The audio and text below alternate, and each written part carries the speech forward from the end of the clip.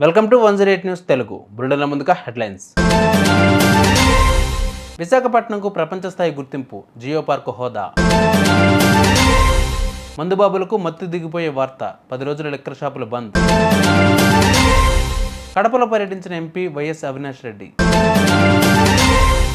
మా 48 గంటల డెడ్ లైన్కు యాజమాన్యం దిగివచ్చింది, వైఎస్ షర్మిల కీలక వ్యాఖ్యలు.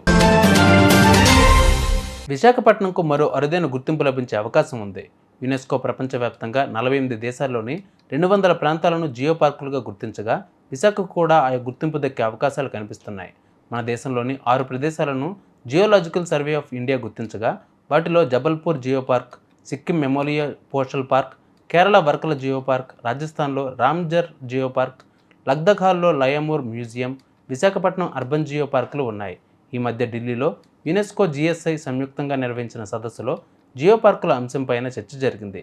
యునెస్కో ప్రతి ఏటా ఒక దేశానికి చెందిన 2 ప్రదేశాలకు మాత్రమే గుర్తింపు ఇస్తుంది. విశాఖపట్నంను జియో పార్కుగా గుర్తించాలంటే యునెస్కో నిర్దేశించిన మోడల్ సమర్పించేలా రాష్ట్ర ప్రభుత్వం చొరవ తీసుకోవాల్సి ఉంటుంది.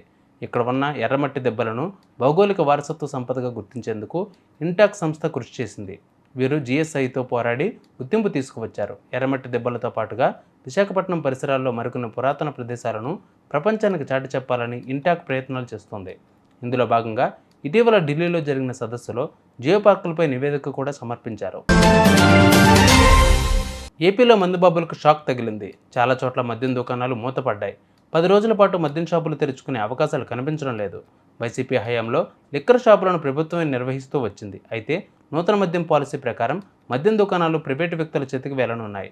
దీనితో ఇన్ని రోజుల ప్రభుత్వ మద్యం దుకాణాల్లో పనిచేస్తున్న కాంట్రాక్టు ఉద్యోగులు ఆందోళన చేస్తున్నారు. నూతన మద్యం పాలసీ అక్టోబర్ 12 నుంచి అమల్లోకి రానుండగా ఇప్పటికే విధులకు హాజరు కావడం మానేశారు. దీనితో రాష్ట్ర వ్యాప్తంగా చాలా చోట్ల మద్యం దుకాణాలు మూతపడ్డాయి. మందుబాబులని అంటారే కానీ మద్యం విషయంలో వారి జాగ్రత్తలు నెక్స్ట్ లెవెల్లో ఉంటాయి. మద్యం దుకాణాలు రేపు బంద్ అని తెలియగానే ఇవాళ సాయంత్రమే వైన్ షాపుల ముందు క్యూ కట్టేస్తుంటారు. తమకు అత్యవసరమైన సరుకును ఇంటికి పట్టుకెళ్లిందే నిద్రపట్టిన పరిస్థితి. గాంధీ జయంతి ఆగస్టు 15 వంటి రోజులు వస్తున్నాయంటే మందుబాబులు ఈ రూల్ తప్పకుండా ఫాలో అవుతూ ఉంటారు. అయితే ఆంధ్రప్రదేశ్లోని మందుబాబులకు ఈ విషయంలో షాక్ తగిలింది. అక్టోబర్ 2 గాంధీ జయంతి ఒక్కరోజే మద్యం షాపులు బంద్ అవుతాయని అనుకున్న చాలామందికి ఊహించిన షాక్ తగిలింది. ఏకంగా 10 రోజుల పాటు మద్యం దుకాణాలు బంద్ అయ్యే పరిస్థితి వచ్చింది. దీంతో మందుబాబులు ఆందోళనకు గురవుతున్నారు.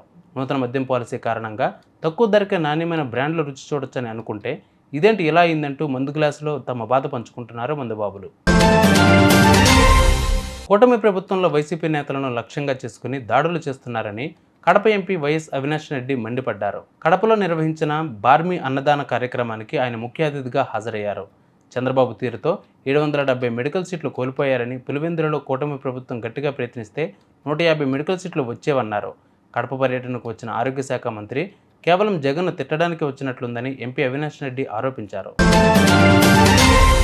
విశాఖ స్టీల్ ప్లాంట్లో తొలగించిన 4200 మంది కాంట్రాక్టు కార్మికులను యాజమాన్యం తిరిగి విధుల్లోకి తీసుకోవడం కాంగ్రెస్ విజయమన్నారు. ఆ పార్టీ రాష్ట్ర అధ్యక్షురాలు వైఎస్ షర్మిల తాము పెట్టిన 48 గంటల గడువుకు దిగివచ్చి యాజమాన్యం తన నిర్ణయాన్ని ఉపసంహరించుకుందన్నారు.